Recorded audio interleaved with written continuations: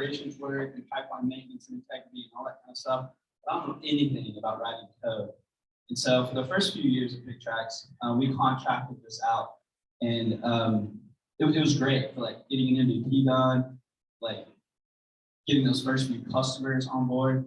But what I noticed was we were not as nimble as we needed to be.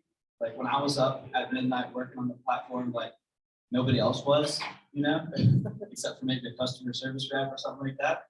And so, but I didn't have that dev team that I needed. And we recently had development being done in India. And so there's a lot of challenges that come with India. I'm not going to say like don't do it, but what I would say is like after a while, all those small little things like add up. You just kind of want somebody like right by your side, as vested as you are in the platform, work alongside you. So I was happy to bring on a co-founder. We'll talk about that process today. And so this is just like my journey and what I did. I wouldn't say I like advised every piece of this. Everybody I think is going to go on their own journey. But you know, as a founder, like you're moving like pretty fast. If you were to sit down with like an accountant or something and have this conversation, which my wife is, she would say like, oh, you need to have like this long, like drawn out process of like, you know, analyzing all these candidates and like having all these metrics and stuff like that. If you are a founder, I think you would associate with me, like you'll solve problems as fast, like everything. Like you're just trying to get through all the stuff, right? So that's my journey, and we're going to go into those details today. So when we made this decision, like early summer 2021, it's 2022, and early 2021, I just started like telling people that we were looking for a co-founder. Like I just started like putting the word out there, and I was like, what would happen? Like what's people's reaction? If I just tell them that this is what I want to do, right? And I didn't really know how to like go find the person that would be my co-founder. So I just started talking about it. So luckily here in Tulsa, we're really well connected. We have like all of our accelerators, our incubators.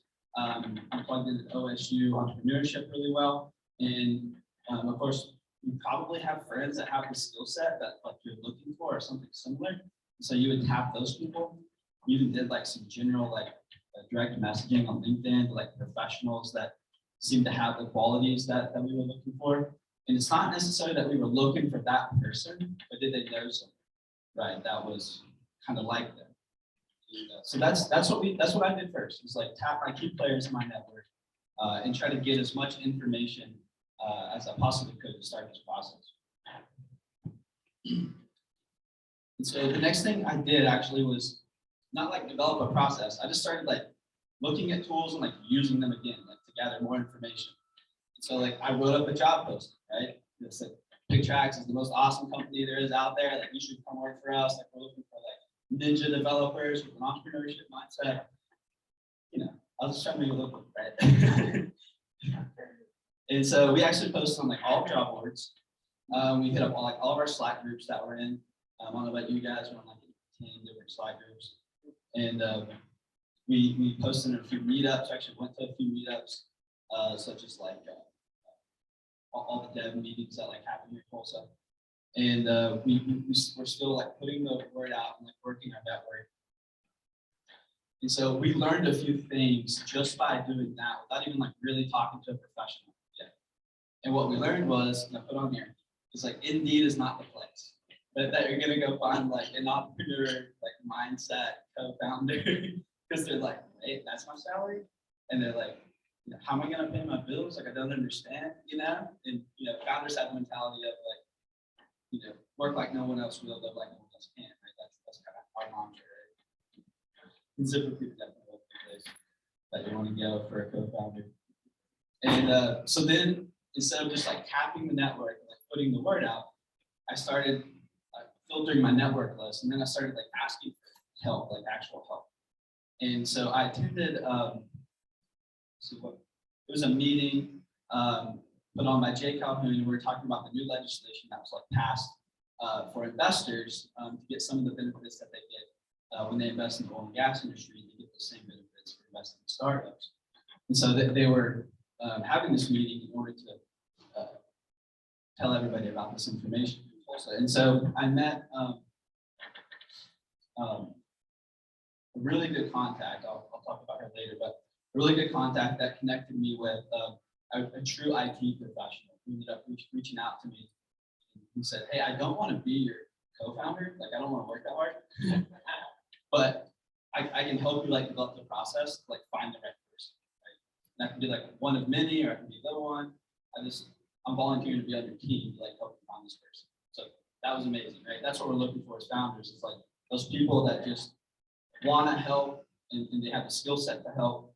And some things that came through that process was like recruiters are not your friend when you're going through this process. And back to the W-2 employees, like people on LinkedIn are like, "Are you crazy? Like, nobody's gonna take that gig, you know?" And but we truly were like looking for a needle in the haystack. And so yeah, we got introduced to this professional. He actually lives in Bixby. He was referred to us by the OU Innovation Hub at OU, which is a very exciting Cowboy fan. And we basically set out a process to like evaluate the soft skills and the technical skills of all these candidates. He has a quote here I want to read to you guys. It says, "If I were running a circus, I wouldn't hire a juggler without seeing the juggler." So that was the line like in our interview that really stood out to me. And I was like, all right. So like this guy knows how to write code, he knows how to write good code, he can evaluate code. So I'm glad he's on my team, right? And I have no idea. He started talking about unit testing, all this kind of stuff. And I was like, okay, this sounds good. And so what do we evaluate in the process? We eventually got a lot of success and traction on AngelList, which I highly recommend. That was on one of my slides back there. And we got like a ton of good candidates from there. We got like top people at Google, like lead developers at Facebook. A lot of these people were like living in Austin, and like they were probably making like $200,000 at their gig at Facebook, you know, and they were wanting to come work at like my startup, which is pretty awesome. But I would the first step of the process, I would interview them, like if they met all the credentials in their resume, and I would interview them and say like, okay, would I, be interested in like a second interview? And I was really just like judging their soft skills. And what we look for is like attitude and aptitude in candidates. And this has always been my hiring mantra, like when I work in the industry. And so like, were they driven? Were they passionate? Like, would they be that? I was trying to imagine, like, would they be that person that would be up at 2 a.m. in the morning, like working with me, like through some stupid report problem in the platform, right? And so we had like a handful that met that criteria.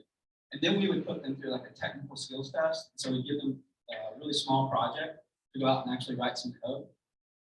And then my IT friend would like evaluate that code. And then on purpose, we would always give them feedback and critique what they did on purpose to provoke an action. And then we would ask them to do more, right? Because in a startup, there's always more. There's always more, you know. And then when you work with someone like me, you get a lot of feedback. It's like, and so we did that on purpose. And that was like a really big spot in the process that like weeded out a lot of people. Just to be honest, what I know about coders today is like they're really confident to the point that most are like narcissistic, and they typically don't have the best communication skills. And but there are ones that do, that are really, really good. And so as a co-founder, we needed those communication skills. If we're looking for like a lead developer or just a developer, we don't necessarily need like great communication skills. And it's also okay to be a little bit narcissistic.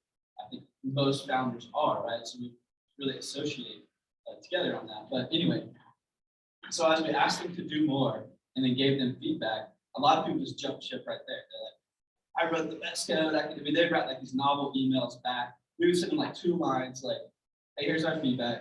Can you do this one more thing? And then they would write back like a novel email. It took them probably an hour and a half to write. And we were like, okay, that's not our person. And they would just fall out of the process right there. So that turned out to be like a really key spot in the process. Is where they take feedback and are they willing to like do a little bit more? Once they got past that stage, which we had a handful that got past that stage, And I really feel like we gave it 3 candidates at the end of the summer that really any of them could have fulfilled the position and been really great. It was now like, would they accept the offer? Go to let's look at the last bullet there. Another question after they meet the technical skills, like, are you willing to like be married to this person, right? This is the person you're going to talk to like from 8 to 5.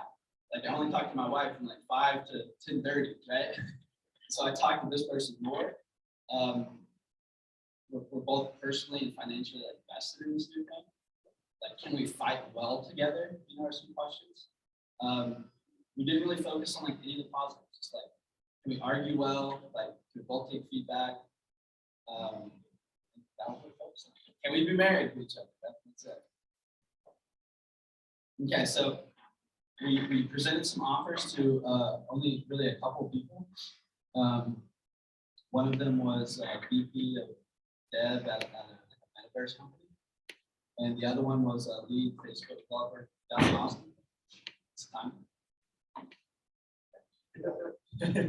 And so anyway, we presented a vesting over 4 years with a 1-year cliff. Recommendation is to go to holloway.com with the vesting cliffs if you haven't heard of these terms before. And then you may also want to like throw some stuff in like accelerated vesting for whoever it is that you're bringing on board. And you want to make sure that the offer is like fair and accountable for both of you, right? So the 1-year cliff, what I like about that is that as the original founder, it gives me the opportunity to like take them for a test drive, but at the same time, it gives them the opportunity to take them for a test drive, because after 3, 4, 5 months, we may say we don't like each other, right? We want to know them. All right, so one big happy family now. This is my CTO co-founder, Zachary Mckinnon. 13 years of software dev, and he's from Auburn University. Never met this guy in person before. He has a wife, he has 2 boys.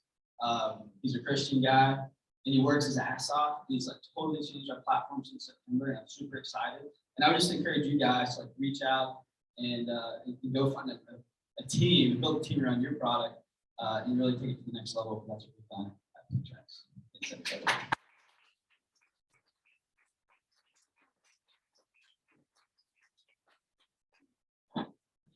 All right, so we'll go with questions. And one final announcement is that today's my birthday. Hey, happy birthday. So what is your ask of this community? Yeah, so man, I don't really have a good ask for the community other than since we're talking about team building today, if you know someone that would be a good advisor, influence us in a positive way, has a SaaS background, been there, done that kind of SaaS. Send them our way. We'll want to talk to them and learn all we can about building SaaS companies. So we take it even further. All right, let's open it up. Jason. So going back to kind of like the point where you said, hey, I do need a CTO, or you talked about your domain expert, not a developer. So like when I think, so for myself, right, I have my dev team is in Eastern Europe. I'm not technical, I'm a product manager, like I'm technical enough to have a conversation, but my dev team and their CTO at the firm has been a really great technical partner, right? Like helping me think through technical trade-offs, decision-making to an extent, right? So up until this point, it's like, okay, they are my like technical go-to, acting as some, my Zach, so to speak, right? So, at what point do you think it's like, all right, that's no longer sustainable, that doesn't work, like I need a Zach kind of next to me, as you said, right? Because for all intents and purposes, they've been able to provide the technical know-how and knowledge for us to get to where we are now. To reiterate the question. Well, yeah. So at what point in your entrepreneurship, at what point in your entrepreneurship journey do you, do you make the decision to own your software development, bring it in-house, and if you are using overseas talent, bring it, in-house, will you ever need that? But so that was kind of the question presented to me, and that was also the very same question I presented to myself when I was going through this journey. And so what I noticed is like my overseas team was not as vested as I am. Have you noticed that? Not yet, Not yet. not Okay. yet, but it could very well Yeah. be a time. And I spent money with them for over 12 months, right? For like a 13-person dev team, right? So like we had a lot of people. Like in the beginning, it was super great because tons of work was like getting done, and I loved it, you know. But like when it came time to like be nimble and change stuff, and like when we were onboard customers, and like they would bring something slightly different to the table, which we like originally wrote the platform for, like we weren't spinning on that as quickly as we could. And then another thing was like when I was challenging with like think like, okay, you've done this, now we need to go to the next level. Now we need to go to the next level. You know, they weren't able to take that step up. Like I felt like, and I know nothing about development, but I've been a project manager for a long time. And like I felt like that they had reached their limit. Like what they delivered in those first 12 months was like the very best that they could possibly do, right? And I was like, oh man, I think this is all they know how to do, you know. And we wanted to do more. And so that was really it for me. Another thing was like the time zone. After a while, this got old. Like this got old after a while. What were some of the initial offers? Like, what do they look like that you offered the initial guys to come on? If it's like a lower salary compared to what you used to, how did you go? Yeah, so I do believe to be a good founder, you should be like a really good negotiator. And so it was an all equity position, vesting 4 years, 1 year left. Yeah. No salary. Jason? Did you guys go through any accelerators, or did you bootstrap and then get your first set of customers and just kind of funded that? Yeah, self-funded, bootstrap. We had our core 4 customers when we started, and then we went through the Stitch Crew Accelerator in 2019.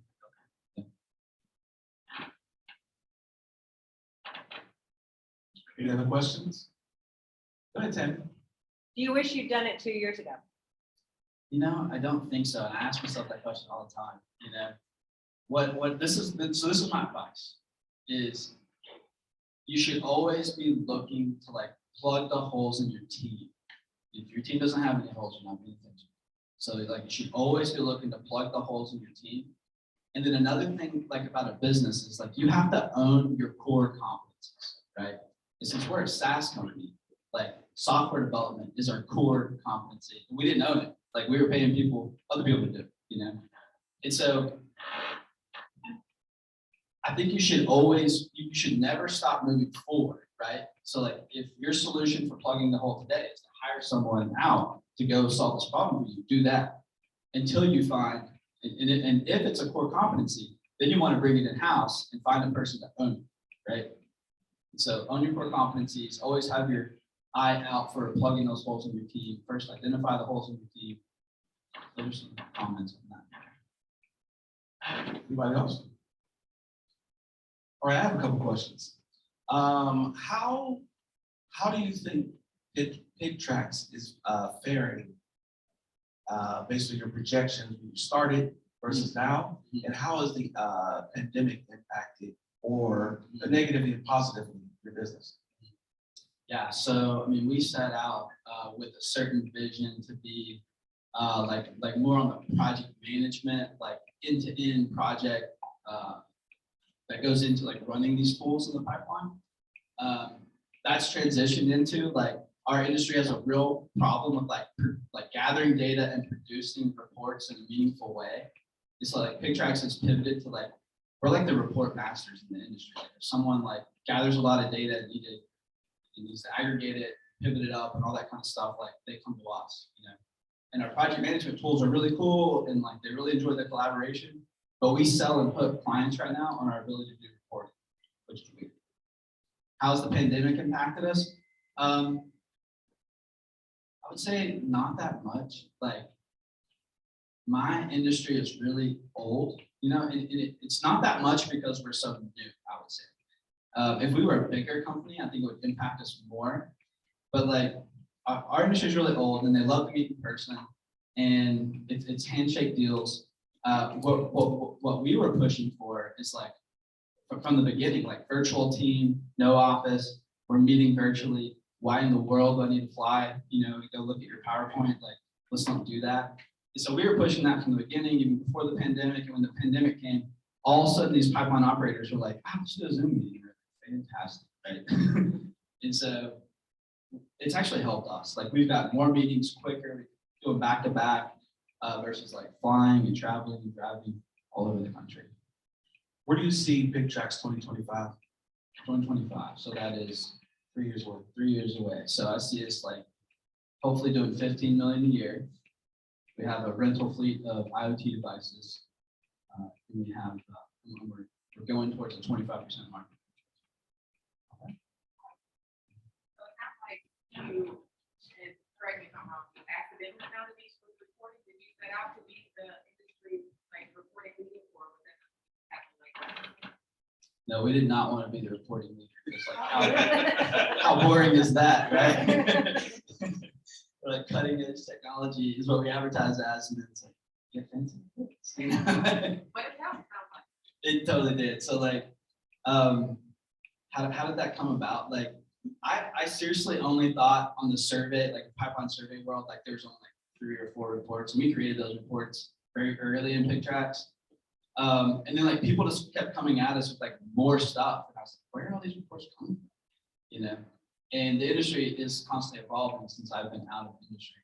And so like all these reports are coming in. What just so you know, like what I'm seeing from this data being gathered in the reports is we're seeing like safer operation of pipelines.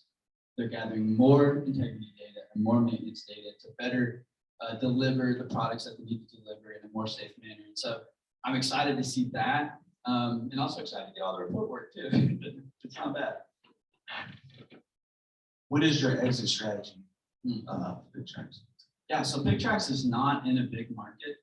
And so we really do want to own and operate this thing for the long term, which is one thing that attracted this particular CTO is he had been a part of the VC churn, right? We got to build a bunch of stuff. You get bought out or sold, and then you got to go build something new, right? And so as a dev, he was looking to like build and own something for a long period of time. We do see Pigtracks as that. We're hoping that Pigtracks is our cash flow to go and do other things. Yeah. Any last questions? So we're back there on the couch. No, you about to ask a question? No. Okay, all right, good. Let's give Mitch a hand. So I encourage you to get some coffee. We have Chimera Coffee once again.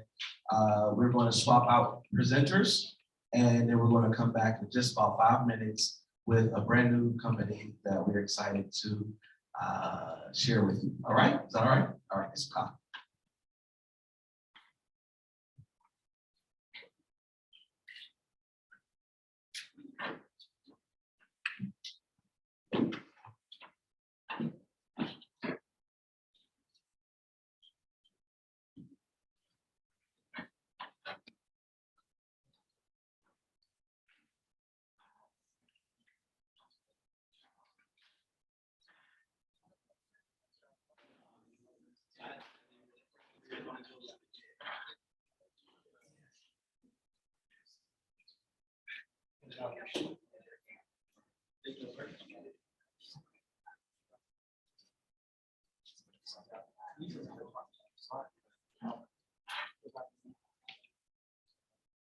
Yeah, so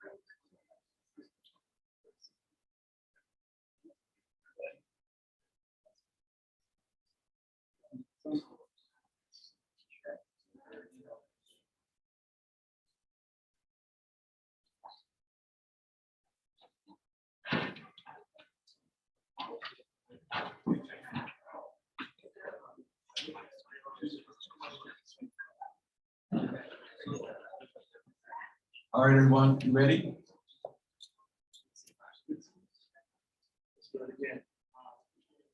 Two, three, there we go. All right. You all ready to get started again? All right, very good. So we have another wonderful presenter this morning. We are kicking off our January with some locals who are actually a part of the 1 Million Cups team. So we have Mitchell Sims, who just presented. We have Ethan Harkey, Ethan Sway. And then we have Sean McCroskey, who is an investor at a investment associate at Untitled Capital. And he actually couldn't make it today. He has to do some stuff with some of our portfolio companies. And so, but this young lady here, Tara Payne, has just been doing amazing work. She's here being supported by a lot of her coworkers and co-laborers at 36 Degrees. She really has set a tone over at Camp 2, and wherever she goes, she's colorful, her personality just comes out, and she really just wants to help. And so I bring to you none other than Tara Payne with Mavens Meet. Let's give her a hand.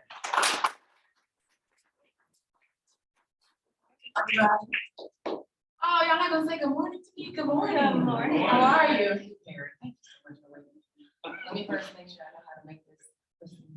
What? Okay. So as Aaron mentioned, my name is Tara Payne, and if you've been around 36 Degrees North, oh, Mark is here.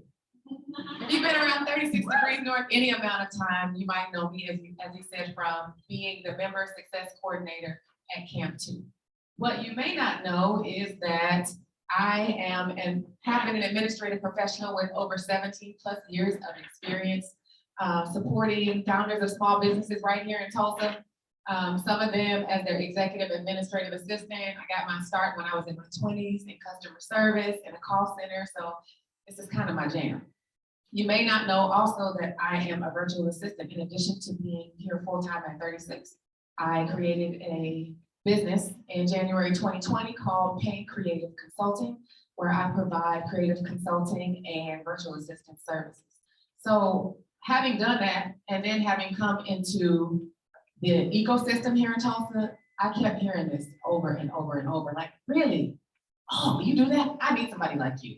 I'm looking for somebody like you. And I thought, okay, so I just need to find more people like me, right? But to be someone who supports a founder is a special person. Not quite a unicorn, but just almost, right? So here is an issue that I found. I have a founder named John. Also, this is not my only founder. My founders also look like me as well. There are women who work, who have a job, who have children. They need support. They're used to doing everything themselves. But John here works 60 hours a week or more, and he spends 10 to 15 hours a week on non-revenue generating tasks, and he needs help. He would rather spend more time on things that are going to generate revenue, right? So enter Pain Creative Consulting. I also know people like me who maybe didn't, before I started Pain Creative Consulting, I didn't think about having my own business. I didn't think it was something I could do. What happened is I was at home, like we all were, in 2020. And I thought, what do I have in my, I had lost my job, my husband lost his job, and our daughter was at home. So I thought, well, what do I have in my hand? What can I already do? I don't have time to go back to school or desire.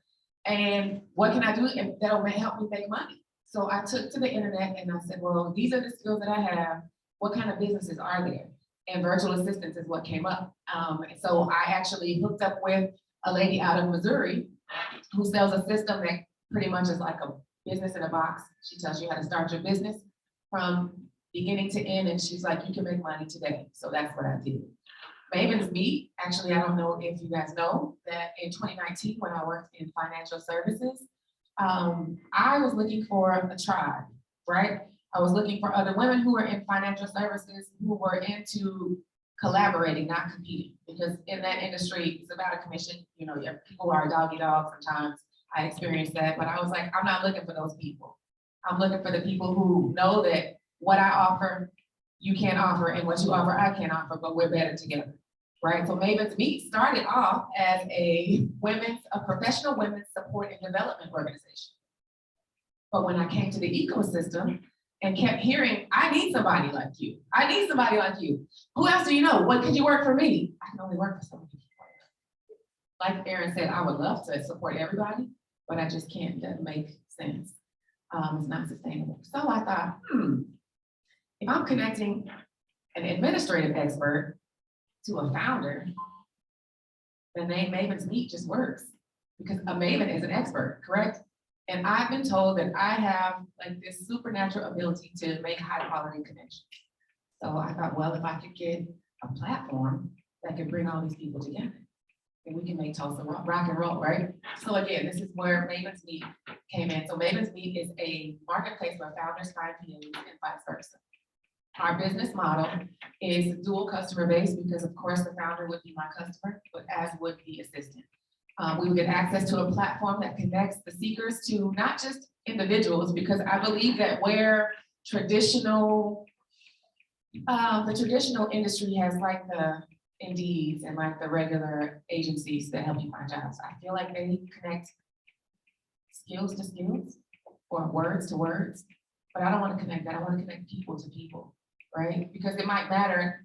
You might have words on a page that say, hey, I need you to be able to do A platform and B and C. And I might be able to do that. But how's your mission? How's your vision? How's your values? Do we align in that? Am I gonna like coming to work with you every day? Are you gonna like me? You might not want to hear me sing all day, because I do, you know?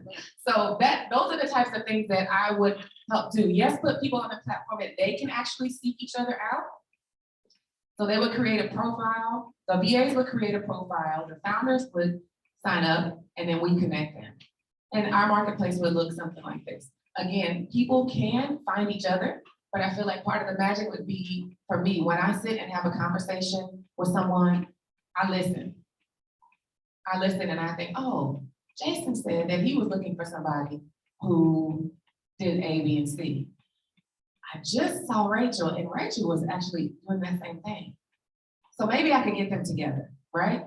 So the platform is just a place where I can actually do that, but also just kind of make it, I don't know, let people make their own connections as well as kind of put my spin on it. You guys, this is only my second time presenting this, so if I sound like that, that's why, right? I do know what I'm talking about because I've done this work for 2 years, but this is still kind of makes me nervous, so thanks for being patient with me. So again, our platform would look something like this.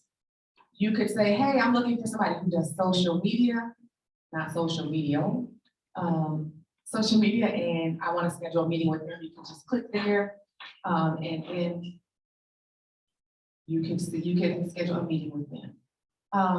As you see here, I have a set of hard skill sets as well as soft skill sets, and then things, concepts that I care about. Not that if you care about pets, and I care more about plants, we won't connect, but I just think it's kind of fun. And this again is preliminary, so it may change.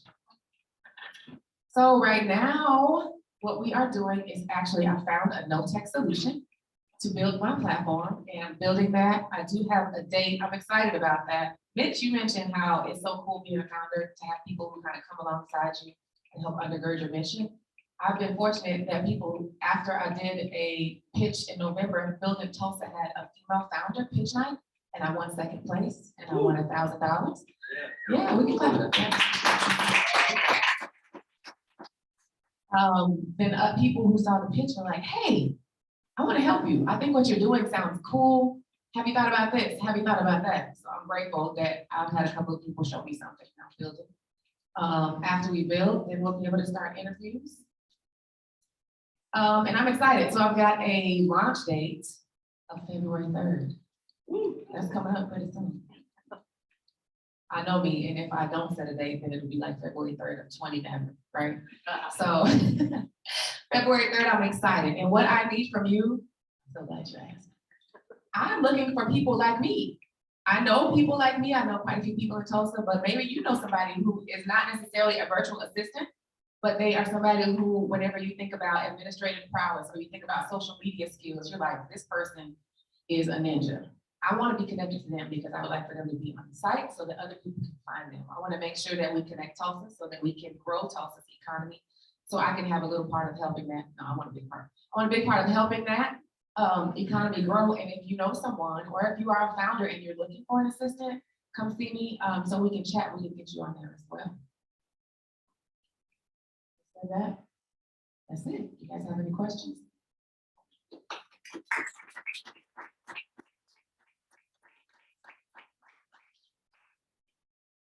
Did that make sense, you guys? Perfect Okay. sense. Perfect sense. Any questions? All right, Brian. Yeah, so I know it's early days, but how do you get to know? What's the questions? That's a great question. So he asked, how do I get to know people? Do I have a list of interview questions? Is it something you can fill out online? It would be, I do have a list of questions because the people who come, the administrative assistants who come to our site will be pre-vetted. Some of it though is innate. And so that to me is the hard part, is trying to get what's in here out on paper. So I have a list of questions as well as a process that I do internally that honestly is beyond me because I think I've kind of honed it over years. And so I'm like, wait, okay, what'd you do? What'd you think about? Well, what were you thinking about before you started that? Write that down. So.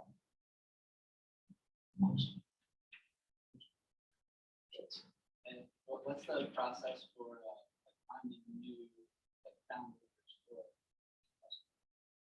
Process for finding, he asked me what was the process for finding new founders or customers?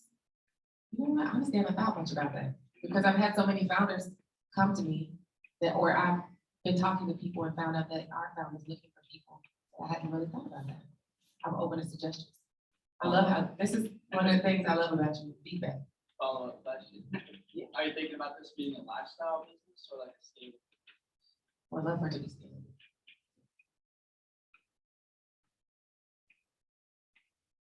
How many people do you have currently? Is it just you? Working on my team, there's 2 of us. That's bootstrap for real. When this is you and somebody. And then I have, there's 2 of us on the team, and then I have a good friend who I outsource some stuff to. So she's, I guess she could be considered on the team too. And in the back. I know you were talking about like your experience.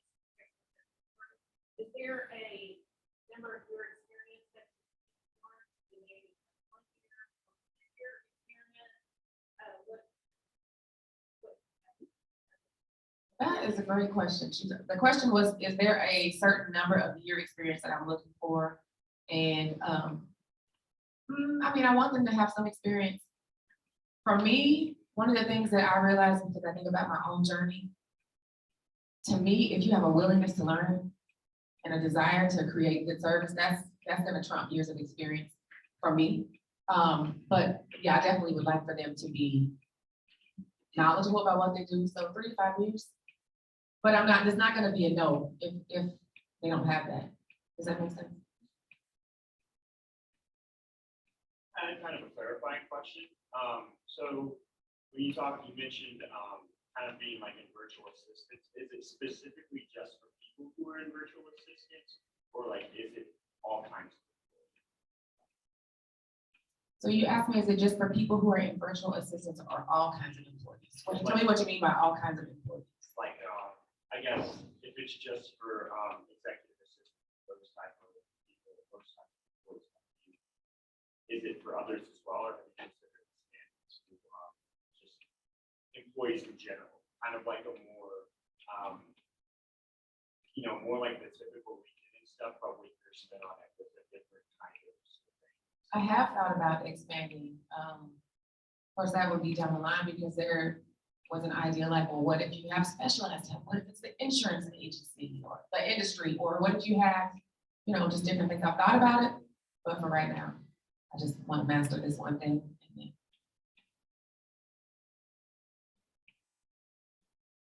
Are there certain founders you're looking for, personality wise?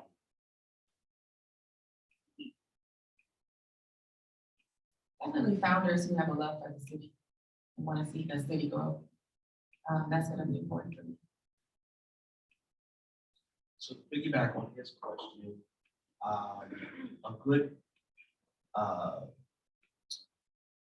good skill set to marry with what you're doing is project managers who may be looking forward. So, you have the executive assistants or virtual assistants, but if you can align project managers, maybe a nice spin to what he's saying to marry. And then there's a few other ones, creatives, like think about it, people always need a creative to do the things to tell the story that the data, So there are a few different things that could be easy expansion points for your. I have a question for you. What is the revenue model for Mavens? So the revenue model is it's free for at this time to join the platform, but then whenever a match is made, then I'll take a percentage. Okay. Questions? You can actually do that by sending me an email at info@taradpayne.com, and I'll get that to you.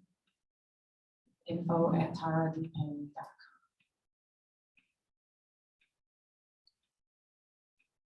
Any more questions? If you would put interest in the subject line. Okay, so I'm gonna ask you what I asked Mitch. 2025. Where's Mavens? 2025. This is 2022, right? Let's see, 3 years from now, Mavens meets up and running, and I'm creating revenue. Let's see, in 3 years, I don't want to undershoot it. I don't know what number is smart to say, but definitely would like to be in the $1 million range with revenue.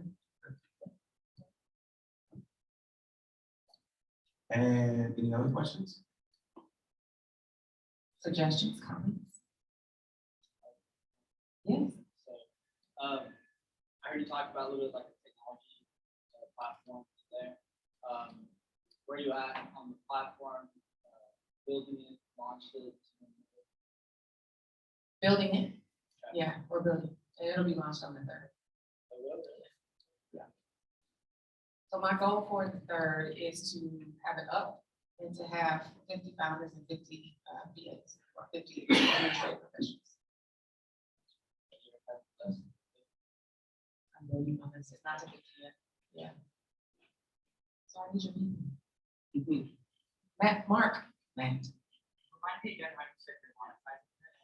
So the monetization comes with the actual like platform. Yeah. I get paid whenever there's a match made. That's my initial concept, but that's gonna evolve for sure because I don't wanna just provide a place where people can connect to find a job. I do wanna have a place where there's a community for the professionals to have education, continuing education, to do other things, to actually build a community. So that's what it is right now, but I'm sure it'll change. So is it a one-time fee for making the match, or are you having an ongoing relationship with the VA so that it's a percentage of their? Currently, it's the match fee. But again, I would encourage you to look at like what other marketplaces have done. Look at Fiverr. There is something similar about with, creatives who graphic designers, UX UI designers. See how they monetize. Because the other piece of it is that you have to keep people on the platform so they don't go off with this separately. so true. That was one of the questions that came up in the founders pitch night is how are you gonna keep people on the platform? So that's just something that I'm working on. Thank you for that. Anyone else? How did you find the person? So it was actually somebody who was at the Female Founders Pitch Night, who has built something similar. He said, hey, this is what I use, maybe you could use this. Have you ever thought of it, or have you ever seen it? And I was like, I've never seen it, but it would be amazing. So yeah.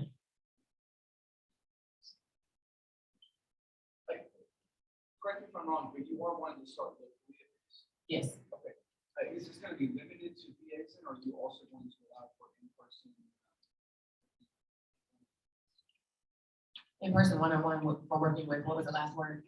With the assistant. Oh, absolutely. So they will totally have they're gonna have the autonomy to choose whether they want to be virtual or in person or a mixture of both. Yeah, because flexibility matters, you don't want to be pigeonholed and having to go to the office or having to work from home that may not work for you, so.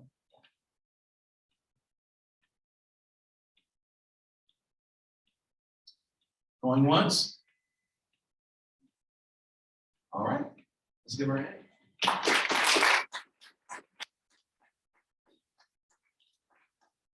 So we'll be back here the third Wednesday in February with another showing of presenters and of founders here in Tulsa.